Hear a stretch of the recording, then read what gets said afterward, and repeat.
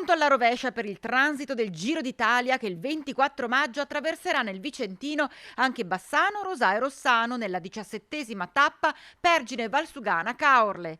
Un evento atteso da tantissime persone che seguiranno il passaggio dei campioni delle due ruote.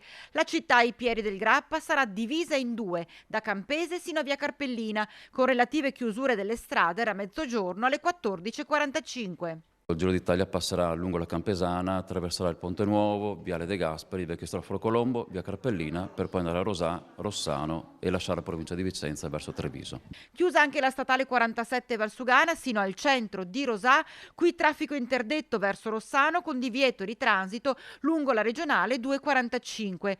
Chiusure che andranno a ripercuotersi inevitabilmente pure sulle attività che si affacciano sulle strade in questione. Le aziende che si trovano in questo tratto saranno impossibilitate in quelle 2 ore sia a ricevere i fornitori, sia a far partire i camion dei clienti, ma soprattutto gli operai non potranno lasciare le aziende o per il cambio turno o per la pausa pranzo. Sì, quindi viene lanciato un appello proprio anche a loro per un'organizzazione. Sì, l'appello è auto-organizzato in qualche modo, fatto in modo che gli operai spostino i turni di lavoro o in qualche modo possono fruire della pausa pranzo in sede. Il transito del Giro andrà a influire anche sugli orari scolastici. Le scuole del territorio verranno chiuse alle ore 11, eccetto per quelle classi che osserveranno il tempo pieno.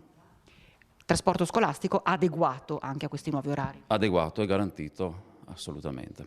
E allora non resta che attendere il passaggio del flusso rosa.